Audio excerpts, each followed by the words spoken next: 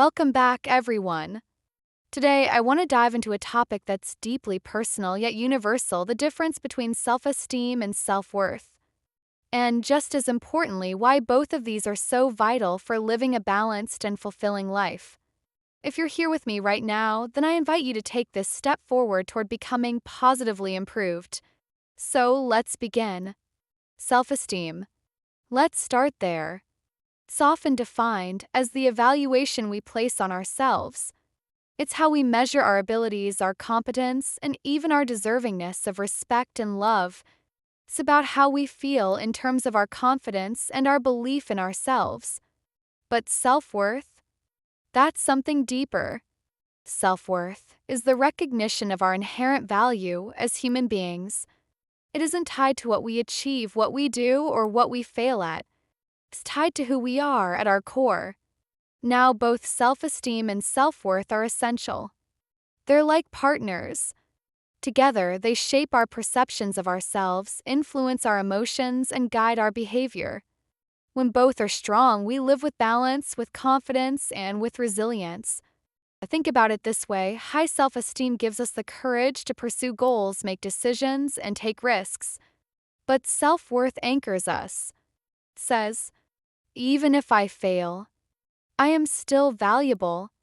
I am still enough. And that is powerful. But let's also be honest. When our self-esteem or our self-worth is low, it can manifest in painful ways. Self-doubt creeps in. Negative thoughts take over. We question our abilities. We compare ourselves to others. Sometimes we even self-sabotage. Over time, this doesn't just affect how we feel about ourselves, it impacts our relationships, our work, and our mental health. The low self-esteem and shaky self-worth have been linked to anxiety, depression, and even unhealthy coping mechanisms. This is why we need to talk about it. Because while self-esteem may fluctuate, depending on life's ups and downs, self-worth is meant to be steady. It's our foundation. And when we learn to strengthen our self-worth, our self-esteem naturally becomes more stable. So, how do we nurture both? First, it starts with self-awareness. Get to know yourself. Really know yourself. Spend time in self-reflection. Journal your thoughts. Ask yourself, what are my values? What are my strengths? What patterns do I fall into, and what triggers me? Second, set boundaries. Healthy boundaries protect your time, your energy, and your well-being. Remember this: saying no when you need to is not selfish. It's an act of self-respect. Third, practice self-compassion. Stop beating yourself up for mistakes. We're all human. We all stumble. Instead of harsh self-criticism, try speaking to yourself the way you would to a close friend. Offer yourself kindness. Offer yourself patience.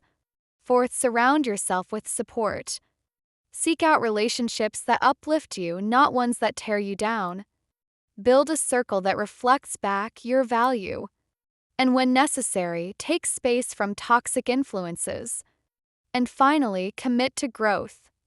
Invest in yourself. Explore your passions. Set meaningful goals. Learn new skills. Growth builds confidence, and confidence strengthens self-esteem. But I also want to acknowledge this. Sometimes the obstacles we face run deeper. Maybe it's past trauma. Maybe it's years of criticism. Maybe it's struggles with mental health that feel overwhelming. And in those cases, seeking professional help is not weakness. It's wisdom. Therapy. Counseling. Coaching. These are not signs of failure, they're tools for healing and growth. At the heart of it all, here's what I want you to remember.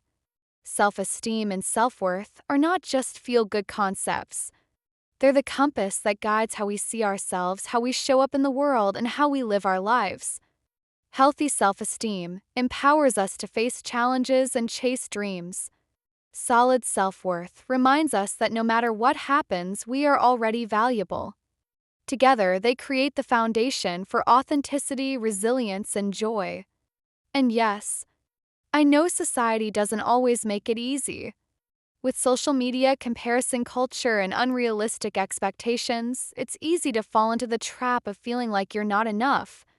But let me remind you of something very important: perfection is an illusion. Nobody has it all together, no matter what it looks like from the outside. So stop comparing your behind the scenes to someone else's highlight reel.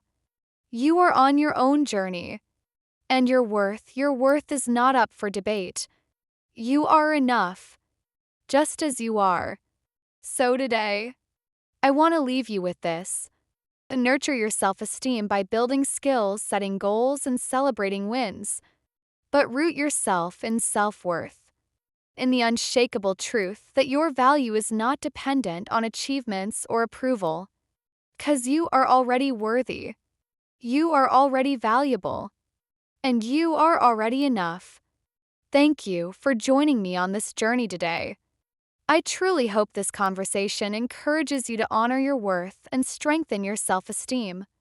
And if this message spoke to you, I invite you to like, share, and come back next week as we continue taking steps toward becoming positively improved. Until then, take care of yourself. And as always, namaste.